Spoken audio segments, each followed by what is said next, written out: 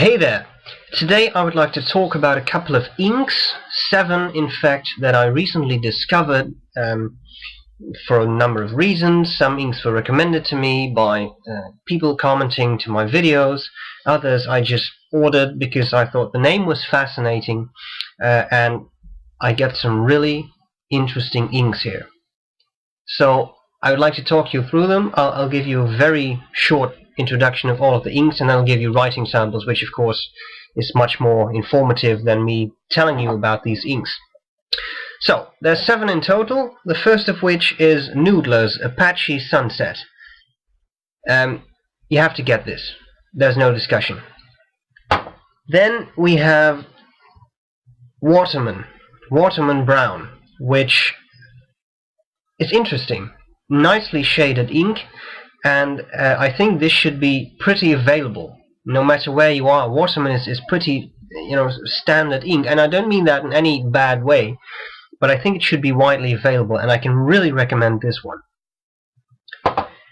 Then we have Diamine Burnt Sienna.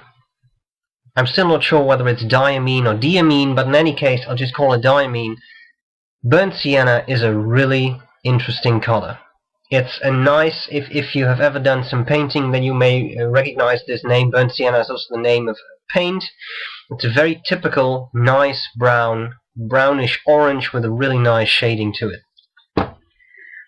Then we have Pelikan ink. I recently discovered this. I know that they have the Edelstein range, and the Edelstein is nice, but it's fairly expensive. These bottles are really cheap. These set me back €3.95 for just 30 milliliters of ink, which I think is not that bad. I got 2. I got the violet and I got the turquoise, which I think you pronounce turquoise in English. In any case, 2 really nice colors, and the turquoise I think is exactly the same as the Edelstein ink, except the Edelstein ink will set you back €10 more. And yes, it's a bigger bottle, but still, I really think it's exactly the same ink. So, interesting inks. Then we have 2 by Private Reserve. We have Avocado. That's the way it's spelled on the label, Avocado. A very nice dark green and very well shaded. This is a really interesting one. So if you like greens, I'd really recommend that one. And finally, Private Reserve Tanzanite. I'm not sure how to describe this. It's neither a true violet, neither a true purple, it's not even a real blue, it's something in between all of those colors. Very fascinating. Very fascinating. So, I'll do some writing samples with all of these inks. As you can see, there is no structure. There's some browns, green, blue, whatever. It's unlike the earlier vids which I did, in which I compare a lot of different inks with the same color, so brown or green. This is a bit of everything, but I still hope it's useful. And that's it. So on to the writing sample, and I'll see you later. Bye bye. Okay, so here we go with these inks.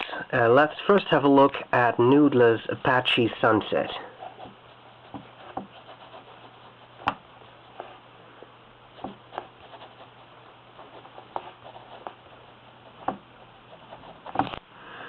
I've put this in a vintage Mont Blanc with an oblique broad nib. The obliqueness really draws out the shading of the ink very well. When you just look at that, it goes from a very light orange, which can still be read, it's still legible, it's not so light as to be useless, to a much darker reddish orange, which I think is fantastic. The shading in this ink is, out of this world.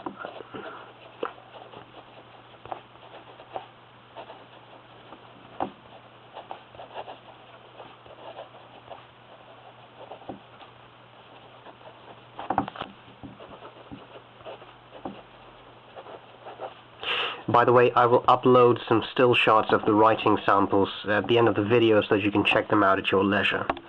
Okay, so there we have this one, Noodler's Apache Sunset, which, as always, comes in one of these funky Noodler's bottles, which I really like. The nice artwork on there.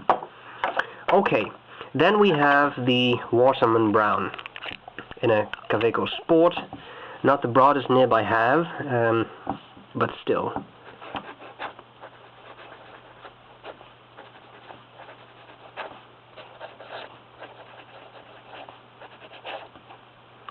Okay, so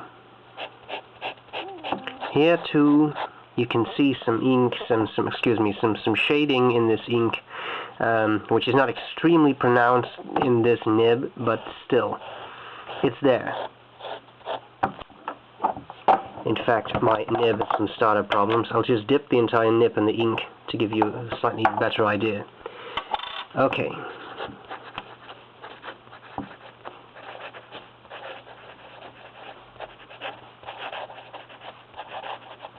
So here we have a nicely shaded brown that I can recommend. And in some nibs you get even more shading, but you can even see it here that you've got some darker patches and then some lighter patches. So this is a nice all-purpose brown shading ink, I think. It's not too spectacular, but it's nice. Okay. Now we move on to the Diamine. I put that in my Platinum Music Nib 3776 pen. So Diamine Burnt Sienna. Just look at that. A very nice brown, orangish, well-behaved, well-shaded ink. Of course, this is a music nib, so a stub-like nib, and that will, I think that brings out the shading really well.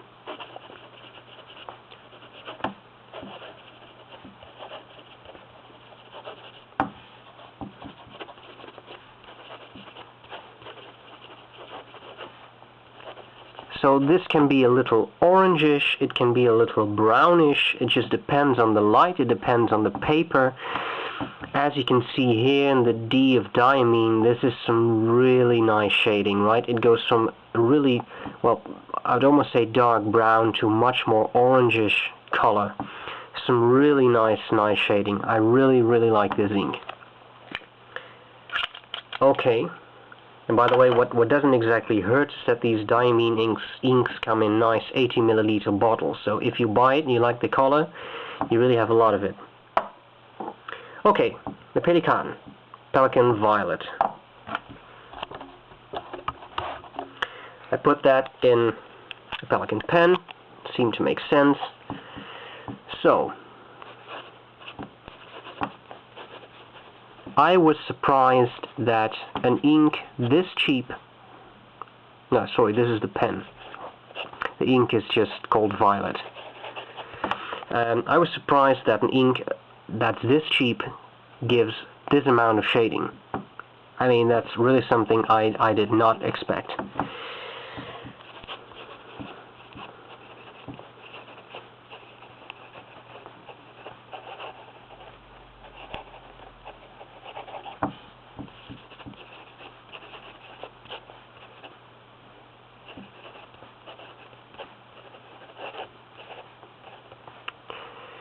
Okay.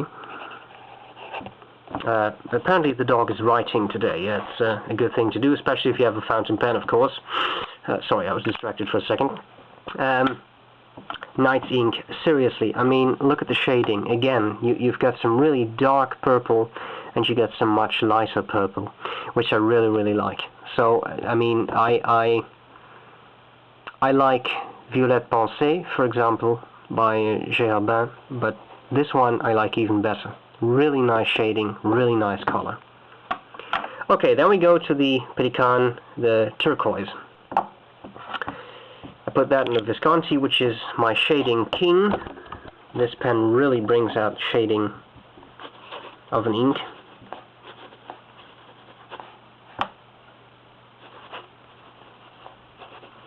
I'll put on the name that was on there, Turquoise.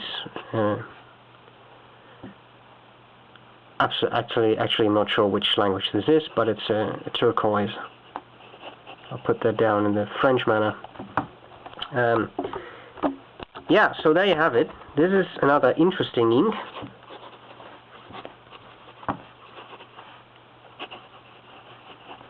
And a cheap one.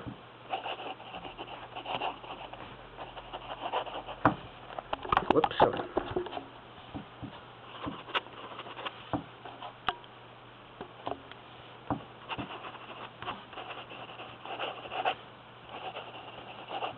Look at that. Here you got some really nice dark and lighter patches. Really good shading. Really nice ink. An ink I really like. Okay. I'll move to a clean page because that's a little easier on this camera.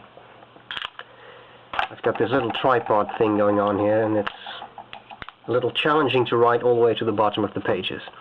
Okay, then Private Reserve.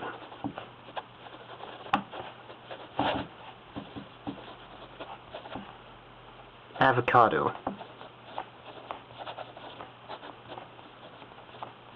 Spelled like that on the bottle.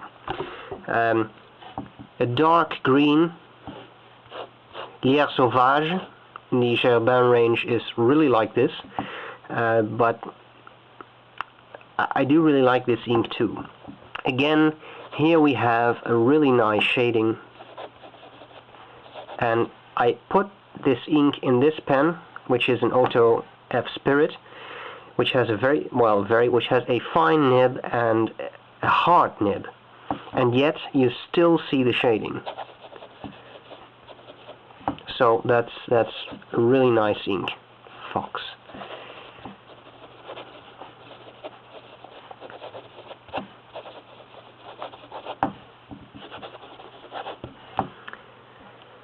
So another nice one, dark green, nice shading, well-behaved ink. And finally, we have the Private Reserve Tanzanite. And that's a fascinating one. I put it in a Sailor 1911 with a zoom nib.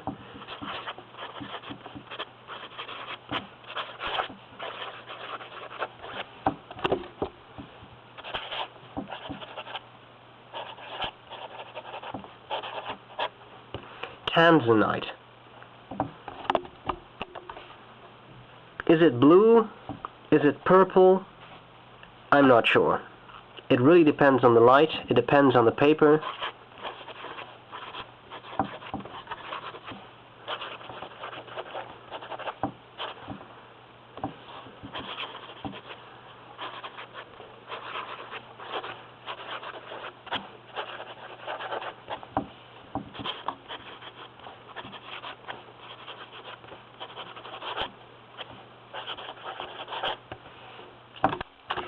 Okay.